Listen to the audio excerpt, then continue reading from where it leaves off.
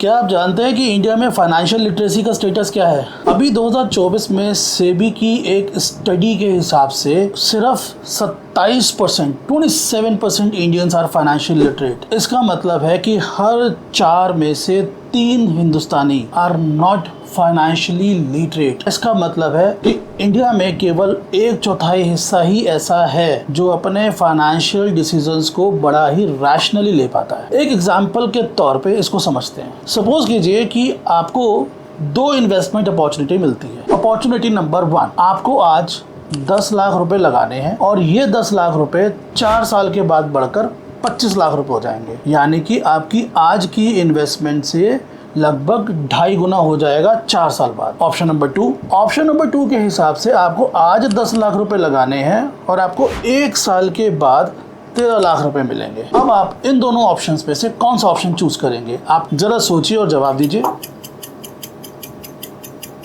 आप में से ज्यादातर लोग ऑप्शन नंबर 1 की ओर जा रहे होंगे, और अगर ऐसा है तो जान लीजिए ये आंसर गलत है। ऑप्शन नंबर 1 के अंदर मेरा पैसा 4 साल में डबल जरूर हो रहा है, लेकिन उसकी जो सालाना रिटर्न है वो मेरी ऑप्शन नंबर 2 से कम है। अब आप कहेंगे जी ये कैसे मुमकिन है? मैंने तो आज 10 लाख लगाए, 4 साल बाद 25 लाख मिलेंगे, तो 4 साल में मैं 15 लाख रुपए कमा रहा हूँ। तो 15 लाख रुपए अगर मैं 4 साल में कमा रहा हूँ तो लगभग 1 साल के अंदर मैं 3,75,000 रुपए कमाता हूँ। तो ये तो मेरे ऑप्शन नंबर 2 से ज्यादा हुआ। ऑप्शन नंबर 2 में तो आप 10 के बदले 13 लाख रुपए दे रहे हैं, यानी कि सिर्फ 3 लाख रुपए ऊपर।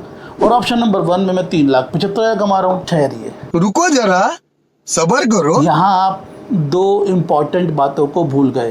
पहला, विच इज कॉल्ड कंपाउंडिंग। दूसरा, IRR, internal rate of return. 4 साल की रिटर्न को अगर 1 साल से कंपेयर करना है तो इस 4 साल की रिटर्न को पहले 1 साल की रिटर्न में लाना पड़ेगा। कंपैरिजन हमेशा एप्पल टू एप्पल होता है। अब इस 4 साल की रिटर्न को अगर मुझे 1 साल की रिटर्न में तब्दील करना है तो उसके लिए मुझे निकालना पड़ेगा IRR। आप जाएं ऑनलाइन और जाकर के उसमें सर्च करें और आपको IRR मिल जाएगा। फिलहाल इस एग्जांपल के अंदर जो ऑप्शन नंबर 1 है उसका अगर मैं IRR निकालता हूं तो वो आता है 25.7%, और जबकि ऑप्शन नंबर 2 के अंदर वही रेट ऑफ रिटर्न हो जाता है 30%। तो मेरा जो झुकाव होना चाहिए, मेरा डिसीजन ऑप्शन नंबर 1 नहीं, ऑप्शन नंबर 2 होना चाहिए। अब आप कहोगे जैसे 25-26% कैसे आ गया, ये तो ज़्यादा दिख रहा है। तो दोस्तों, उसको समझने के लिए आपको समझना पड़ेगा कंपाउंडिंग का टॉपिक। कंपाउंडिंग को अगर आप समझेंगे तो आप ये समझ पाएंगे कि इस इंस्ट्रूमेंट ने मेरे 4 साल की जर्नी की है पैसा बनाने के लिए। ये मेरा 1 ही साल अभी निकला है।